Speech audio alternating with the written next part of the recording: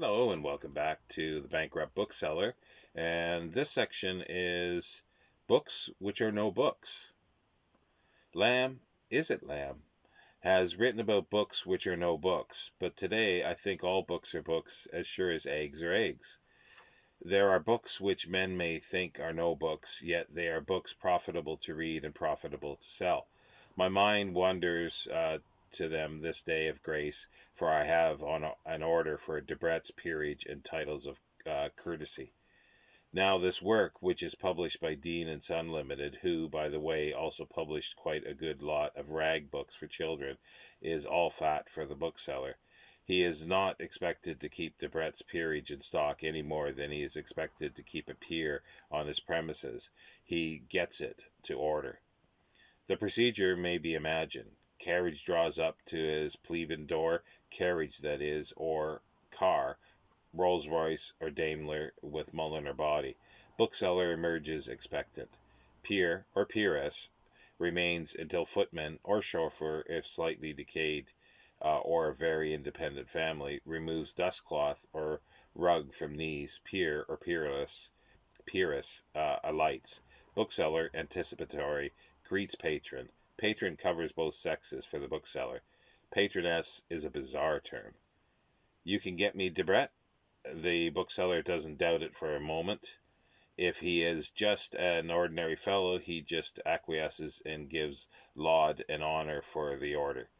If he knows his business, he asks, "What binding do you prefer?" If the patron is buying his first copy of Debrett, a divine opportunity presents itself. The bookseller can say, if he has had lessons in to prevent stammering, would you have the limp morocco, round corners, gilt edges, printed on thin paper, or would you rather have the Levant morocco, gold edges, specially bound? The limp is £6 and the Levant is £5.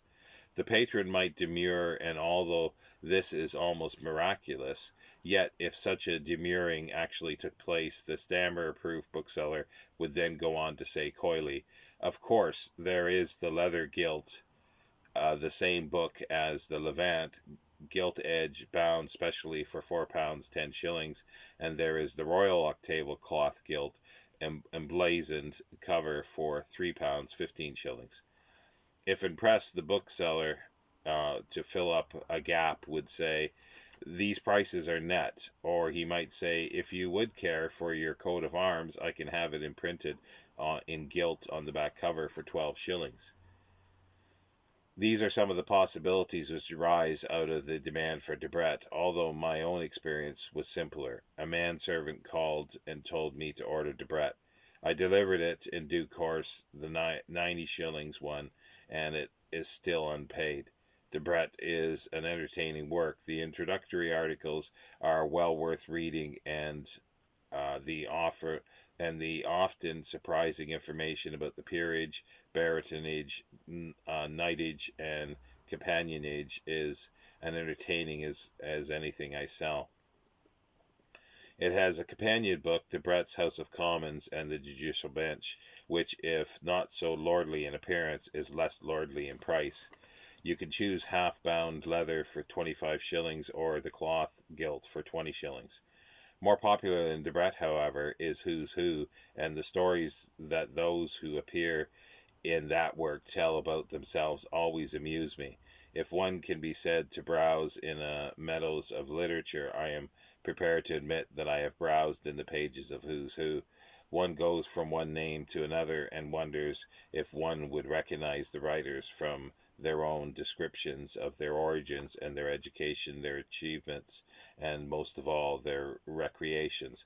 A&C Black publishes Who's Who, as indeed they also are responsible for Who Was Who, a sort of book of final entry for the ferryman, and Who's Who in the theatre.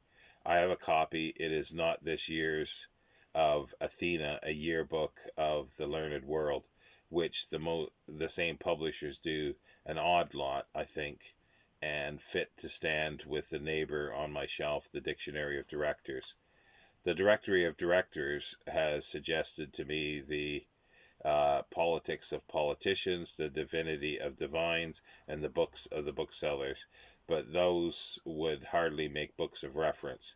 My other books of reference I see include Whitaker's Almanac, Oliver and Boyd's Edinburgh Almanac, the Statesman's Yearbook, the Railway Yearbook, the Daily Mail Yearbook, and Brown's Nautical Almanac. Heaven knows why I have so many. They are so heavily and so ostentatiously dated too. In this up to the minute universe, I fear they will remain mine if I don't sell them soon. Atlases and dictionaries are safer stock. Atlases do go out surprisingly too, but I am not so hampered with them as with the books of reference. The pocket road map atlas are a bother. The motorists are so insistent on the new roads. I have told them that a wrong map may show them more than a right one, but they receive this counsel rather coolly. One man with glassy eyes, which he turned to me like a basilisk when I said it, and yet it may be true. My dictionaries today are well to the fore. Nuttall, Chambers, Collins are all good, but I recommend the concise Oxford Dictionary before all others. Dictionaries of quotations include Bartlett's Familiar Quotations, which Macmillan publishes, and I have a second-hand copy of a little one of Nilsson's, which can go for 2 shillings. My best possession among all the books of reference, I would not exchange it for Debrett, is a classical dictionary of 1809 by J. Lempriere, Doctor of Divinity. Mine is the 7th edition, and it has often been for me verily the 7th heaven. It really is not for sale, but anyone who wants to make reference in it may do so. There is no book in all my shop I value more. It is a gazetteer a book of reference? I think it must be. No one could want to read the Ordnance Gazetteer of Scotland, and it is in 6 volumes, faded blue cloth, a bulky lot of pictures of Highland scenery and border castles introduced the letterpress. Maps, crease-worn, are at the end. Scotland is a beautiful country, but my gazetteer does little to advertise it. These new journalistic writers know their trade better than those who compiled my set. I am a good bookseller. Here I am disparaging my wares. Some books I won't sell because I like them too much, because I am too fond of them. Others on the gazetteer is one I would sell because it would be a shame to take the money. I wouldn't sell because it would be a shame to take the money. It is a librarian I ought to be, and not a bookseller. The sense of a profit-making is not in me, and labor as I will, I cannot create it. In a neighboring town, for I must not advertise, there are 2 men in my calling. One has above his door the word bookseller with his name. The other, and I know him well, has only the single word books. The gulf which lies between the schoolman of the Middle Ages and the modern American super salesman is not more effectively expressed than the difference between him who puts up the sign bookseller and the other who simply labels himself books.